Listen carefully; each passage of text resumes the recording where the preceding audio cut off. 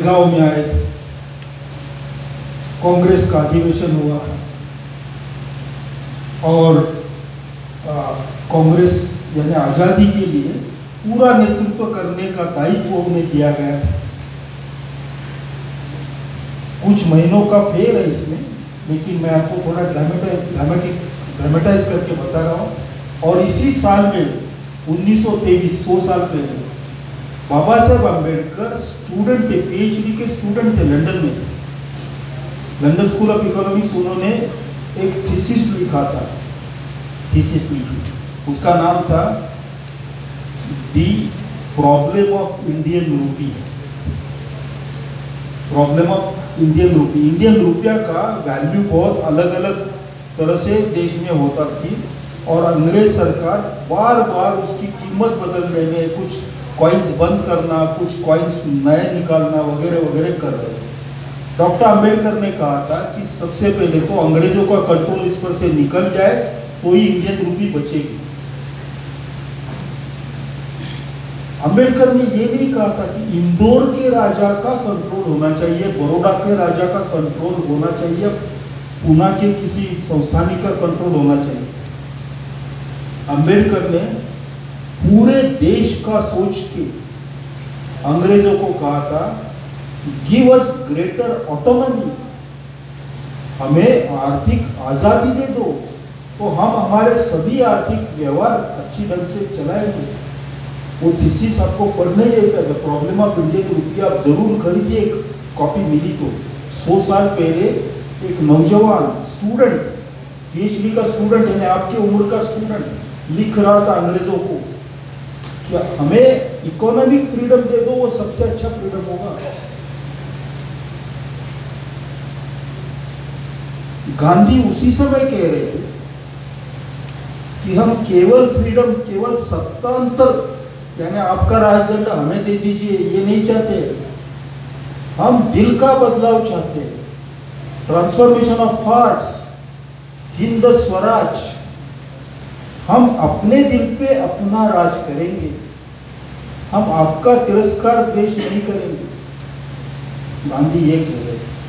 गांधी ये कह रहे थे कि आप हिंसा से हमारे पे राज कर रहे हैं, हम अहिंसा के साथ आपके सामने लड़ेंगे।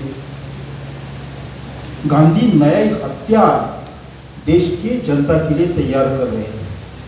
अंबेडकर ऑटोनॉमी, आजादी की बात कर रहे थे।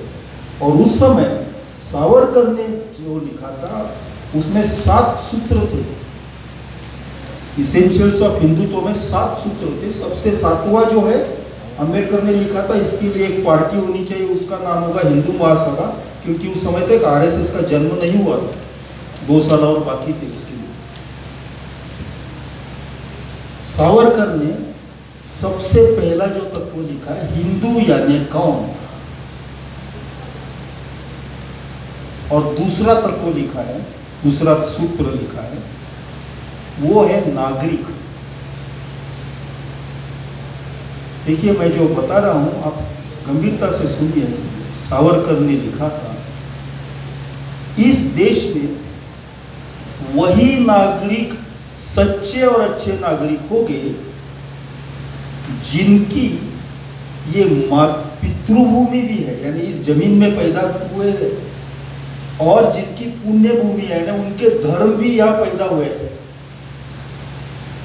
फिर सावरकर लिखते हैं, अगर कोई क्रिश्चियन या मुस्लिम यहाँ हो भी तो उसका धर्म यहाँ नहीं पैदा हुआ, बाहर पैदा हुआ, इसलिए वो इस देश से गद्दारी करने की शक्यता है, संभावना है, इसलिए वो इस देश का प्रथम नागरिक नहीं हो सकता, द्वितीय सेकेंडरी सिटीजन बनेगा। यानी मेरा रोशन शेख जो दोस्त था, उसका जो बाप, उसने सभी रिश्तेदार छोड़ के महाराष्ट्र के गांव में आने का तय किया, वो सेकेंडरी नागरिक था सावरकर के नजर में।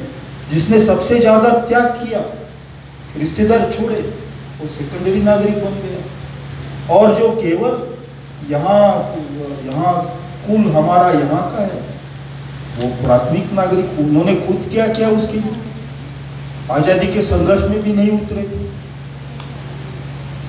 केवल यहाँ कोई 2000 साल या 1000 साल पहले किसी ने और हिंदू धर्म का जन्म तो एक जगह पे नहीं हुआ है। और ये भी बात सोचिए कि ऋग्वेद जहाँ लिखा गया, ऋग्वेद की रचना हुई ईस्वी सन पूर्व 1400 साल में, वो जगह आज के दिन अफगानिस्तान में है। आज का जो अफगानिस्तान है वहाँ उसकी रचना हुई। संस्कृत भाषा का प्रथम व्याकरण पाणिनि नाम के एक बड़े विद्वान थे, बहुत ही बड़े विद्वान थे, उन्होंने लिखा यीशु के पहले 400 साल, ईस्वी सन पूर्व 400 साल। उनका जन्म आज जहाँ पाकिस्तान है वहाँ हुआ था। तो अगर मैं संस्कृत बोलता हूँ और मैं वेदों का पठन करता हूँ तो मेरी पुण्य भूमि तो असलियत में आज अफगानिस्तान और पाकिस्तान में है। इसलिए क्या मैं गद्दार हो गया? एक ही समय में वो 1923 में गांधी की फिलोसफी, अंबेडकर की फिलोसफी और सावरकर की एक साथ इस देश में लोगों के सामने रखी गई। आज जो सत्ता में है लोग, वो केवल सत्ता के लिए नहीं है, वो ये प्राइमरी सिटीजन और सेकेंडरी सिटीजन वाली आइडियोलॉजी फैलाने के लिए है। और उन्होंने सोचा है, समझा है कि संविधान ये उनके रास्ते में आ रहा है, इसलिए संविधान को आधार देने वाले जो स्तंभ है, ऐसी इंस्टीट्यूशंस उन्होंने तोड़ दिए। इसलिए अगर आप असलियत में आजाद रहना चाहते हैं, अगर आप असलियत में लोकतंत्र चाहते हैं, तो आपको संविधान के टूटे हुए स्तंभों को फिर से उसको रिपेयर करके जिंदगी देनी पड़ेगी, जान देनी पड़ेगी। और आपको ये नफरत से भरा जो पॉलिटिक्स और आइडियोलॉजी है, ये केवल पॉलिटिक्स नहीं है, ये कल्चरल भूमिका है, उसको नकारना होगा। मेरे दोस्त बेचारे मोहनदास करमचंद गांधी तो पूरी जिंदगी जीते रहे और मर गए कहते कहते ईश्वर अल्लाह तेरे नाम। क्या ईश्वर, क्या अल्लाह, क्या है यीशु, जो भी डिवाइन है, जो भी पवित्र है, जो भी हमारे सबके लिए है और इंसान इंसान के लिए। और आखिरी कतार के आखिरी में देख के आदमी को आपके आंख में आंसू आते हो, कोई आप इंसान। सर्वोदय अनटू दिस लास्ट, वो बाइबल का वाक्य है, अनटू दिस लास्ट यीशु ने कहा था। बहुत पेशेंस है। और यीशु क्रिस्त तो आपने सुना इस संस्था में कुष्ठ रोग के पीड़ितों की सेवा की जाती है। यीशु ने कहा था कि ईश्वर, मैं जानता हूँ ईश्वर है, मैं तो खुद को ईश्वर का बेटा समझता हूँ, लेकिन ईश्वर का काम करना मेरे लिए यानी एक ही काम है, कुष्ठ रोगियों की सेवा करो। और जो अंतिम है अंत, और मैं तब तक करता रहूंगा जब तक मेरा कहना बिल्कुल अंतिम आदमी तक नहीं पहुंचता। अनटू दिस लास्ट मैन, वही वाक्य रस्किन ने उठाया था, अपनी किताब का शीर्षक था, उसी का बहुत असर महात्मा गांधी के चिंतन पे हुआ था, आप सब जानते हैं। आज unto this last, up to that last man, ये भूमिका चली गई है। और आज जो है, I am the first, India is the first, I am the first man, जिसके 5000 फोटोग्राफ 1 मिनट में निकलते हैं। I am the first man जो दिन में 8 बार कुर्ता और कमीज बदलता है। I am the first man जब हमारे देश में इतने हजारों करोड़ रुपए का फॉरेन एक्सचेंज इकट्ठा हुआ है। अरे हाँ, हुआ है, लेकिन आप देखो ना, एक अंबानी के मकान की कीमत 5000 करोड़ है और इस संस्था के मकान बनाने के लिए 5000 रुपया कोई देने के लिए तैयार नहीं है। ये तो वेल्थ नहीं कह सकते, इसे इसे इसे अमीरी, देश की अमीरी नहीं कह सकते।